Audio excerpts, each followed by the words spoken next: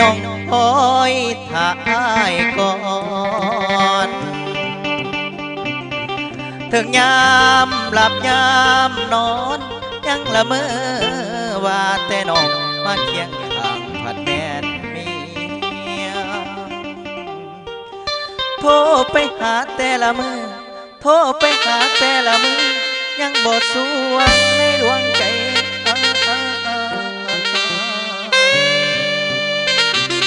โอกาสมีน้อยยามใดยิ่งสิไปเดินหา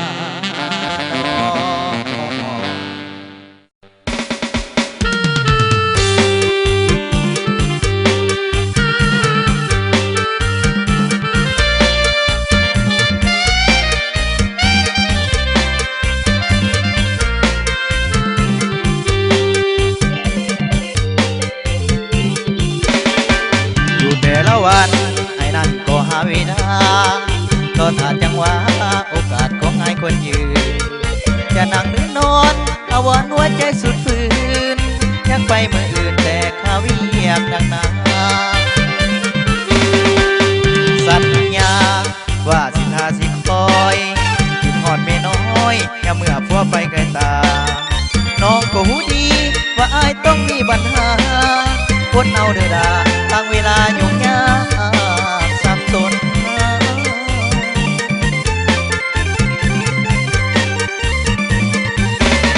โอ้ยเด็ดนะเมียอะไรคนมันเสียมันบุญอยากแต่เสียสูญทางใดทางหนึ่งด่าดังเอ้ยยังจะนึงบ่แน่หัวใจไอ้ห้องใด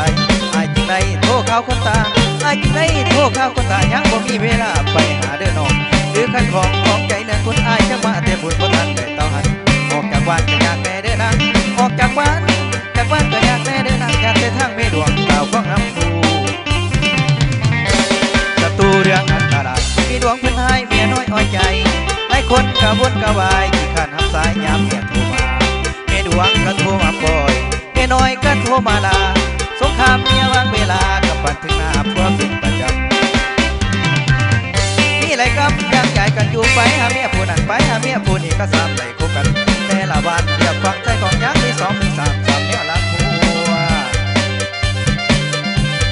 คุณหัวเมียอายคนนอนงามไปลอยใจสนุกสนานมีดวงนาซื้อตะวันทุกสิ่งขยันเยียดให้กันนาโอป้าแต่สีหาตื่นให้หลังตึมไปทั่วเมืองลาวเป็นแล้วเมียน้อยที่ดาวเป็นหนึ่งในลาววนกันใจฮัดข่าวยังวัดผู้สาวไปแต่ละบอลยักษ์มันซ้อนนิดหน่อยไปหน้าบ่ถอยอยากได้ห้อย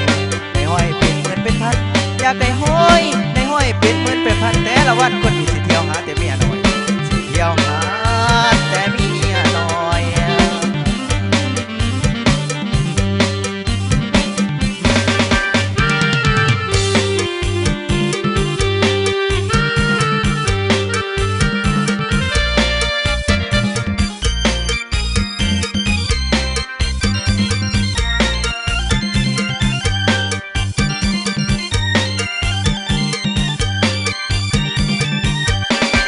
เรื่องอันตรายมีดวงเพื่อนนายเมียน้อยอ้อยใจ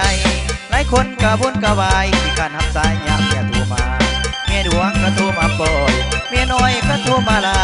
สงครามเมียวางเวลากับปันถึงหน้าพวกเป็นประจำนี่ไรครับยังใหญ่กันอยู่ไปหาเมียผู้นั้นไปหาเมียผู้นี้สามได้คบกันแต่ละวันเดียวฟังใจของยังมีสองมีสามแนวรักหัวคุณหัวเมียอายคนน้อยงามไปลอยใจสนุกสนานมีดวงนาซื้อตะวันทุกสิ่งขยันเบียดให้กันนาโอป้าแต่สีหาตื่นให้หลังตึมไปทั่วเมืองลาวเป็นแซมเมียน้อยติดดาวเป็นหนึ่งในลาวบ่มีใครทันใจฮักข่าวยังมาผู้สาวไปแต่ละบอลยักษ์มันซ้อนหนุ่นหน่อยไปหน้าบ่ถอยอยากได้ห้อยเป็นหมื่นเป็นพันอยากได้ห้อยเป็นหมื่นเป็นพันแต่ละวันคนอีสิเที่ยวหาแต่เมียน้อยสิเที่ยวหา